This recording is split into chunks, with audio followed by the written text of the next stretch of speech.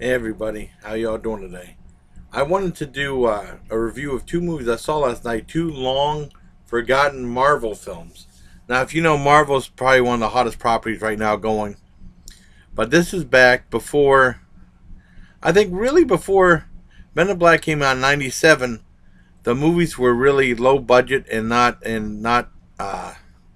too critically acclaimed or somewhat mostly panned by critics and fans alike. Well, some fans like some of the shows. I know the only really big budget one that came out was Howard the Duck in the mid '80s, and Howard the Duck was a giant flop. You know, I didn't mind the movie. I thought it was all right. Well, anyways, and Lee Thompson was cute. Sorry, she was. Well, anyways, I saw the 1994 version of the Fantastic Four that Roger Corman made, and I saw the 1979 pilot for Doctor Strange, and there's stories behind both movies. But I'm going to get to Fantastic Four first. First of all, I never knew this movie existed for a while until I got a book called The Worst Movie Ever Made, and this guy was trying to figure out what was the worst movie ever made. And he started talking about Fantastic Four. I never heard of this movie. Apparently, there was like this company that I can't remember the long story. There was like they bought like the properties of Marvel, and they had to they had was this one company. They had so much time to keep the rights to this thing, and then they said that when the time the contract ran out, they had to make a movie or pay like a $5 million fine or something like that. I'm not sure the exact story. I'd have to look on Wikipedia.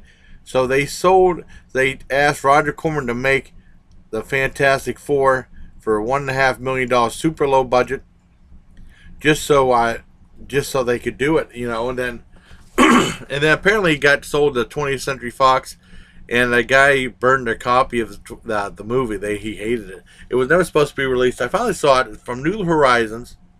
It's on YouTube, and basically starts out all right. And you know the story about Fantastic Four and stuff.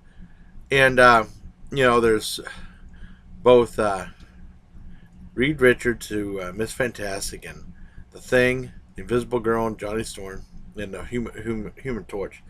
And the story starts off all right, and then they have there's a big accident. They try to harness the power of this Colossus, and they create this giant machine. And then this guy Victor Von Doom gets zapped real bad, and then he gets burned throughout all of his body, and then he ends up dying, or he thinks he's dead. They reel him out in the gurney, and then these two guys take him, and it says 10 years later, and then that guy becomes Doctor Doom.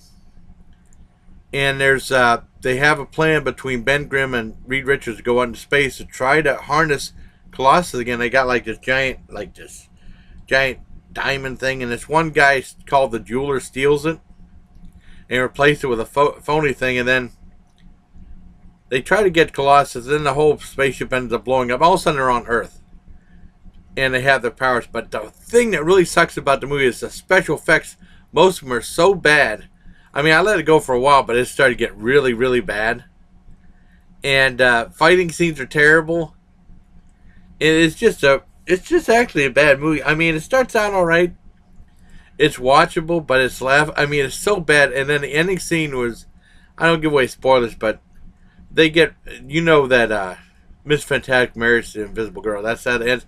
And they show the Thing leaving, and they show like a giant rubber hand long waiting, but it looks so cheap. The whole movie looks terrible. It's been panned. I mean, it wasn't supposed to be released. I mean, I was letting it go for a while, but God almighty, it was so sucky. The effects are so bad. My dad was, oh my God, this looks terrible. My dad's like, well, you wanted to see it. And I said, hey Dad, you like this movie so far? Hell no. And there's no real transitions. Like all of a sudden they blow up in space. All of a sudden they're on Earth with some wreckage, a little bit of wreckage, and it's just terrible. I mean, I like the characters. I love I like the story. The acting's all right. And just when it comes to action and fighting and special effects, it loses its way. So I'd have to give this very mild 5 out of 10. It's not very good. It's not the worst thing I've seen. It's still better than the Dolph Lundgren version of The Punisher. That was so boring. It sucked really bad. At least that was boring. Fantastic Four is not boring. It's just not very good, you know. And then the second movie I want to talk about was Doctor Strange. Now, Doctor Strange came out in 1979.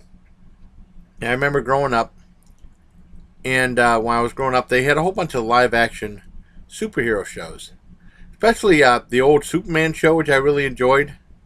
The old Batman show, which I really enjoyed. And then Wonder Woman, those were all DC. And then the Marvel ones that came out were especially the Spider-Man, Incredible Hulk, which was the biggest hit of the Marvel ones. And Captain America.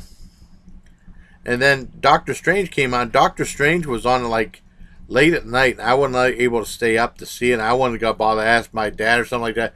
And I tried explaining what Doctor Strange was, and he said, "That's too weird. You're not allowed to watch that."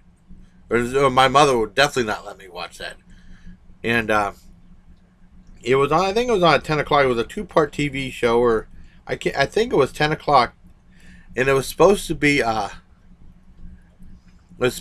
a pilot movie for the series, and then apparently the series never got picked up. I thought there was a couple episodes, but on Wikipedia said it wasn't. And basically what it talks about is this one sorceress played by Lacey Anderson, who looked really familiar. She was a girl who played the mother on Arrested Development, and she was on a whole bunch of other shows. She looked very familiar. She's very pretty. And this was something, she was very pretty back then. And this old sorcerer, well, somewhat old, and this when they're in this other world, it's supposed to be like good and evil fighting each other. And they said like the I can't remember, altered universe, something like that. It's supposed to be hell, but she was in. And like this devil creature said, you have to go back and try to defeat this guy so I can take over. And you have 3 days to do it. And apparently the old guy on Earth was saying that he's trying to recruit this guy named Doctor Strange. And that's his real name. He's a doctor. At this one hospital. And he said he has all these powers and stuff. And when the sorcerer comes to Earth, she takes over the mind of this girl that Doctor Strange likes. And that girl tries to kill the sorcerer, but she couldn't kill him.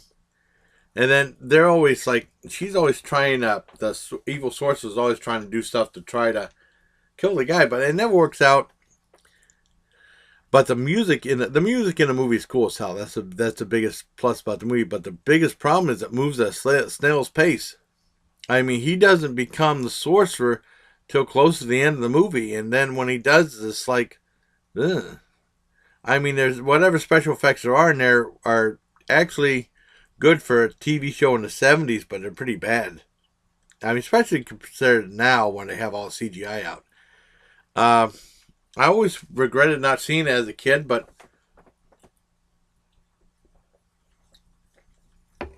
with the slow pace as this thing was, I might have lost interest as a kid, and I said, can we watch something else or just go to bed? Get ready to go to school in the morning. But no, it wasn't very good. I'd give this a 6 out of 10. Just because, I mean, I'll probably give it a 5.5 out of 10. They're about the same. They're not either one are very good. They're more like curiosity pieces. You know, I like the story of the Fantastic Four better, but just the special effects and the bad fight scenes and stuff like that really ruined the movie. So there you have it. My review of 2 obscure Marvel films. Fantastic Four from 1994. And Doctor Strange, the TV movie from 1979. So, I mean, they're both available on YouTube, so you can see them and you don't have to pay nothing. Watch at your own risk. Neither one's that great, but at least you can say you saw them. And then you can bitch to your buddies about it and say how bad the special effects in the Fantastic Four were. And they're going to be doing a reboot of the Fantastic Four in 2015. Because I liked the one in 2005, and then I took my nieces and nephew to see Rise of the Silver Surfer, which I really like too. But this other one's not very good. It's PG rated though. It's nothing really offensive or anything like that. It's just offensive how bad the effects are. So, till next time, everybody, please take care of my Legion.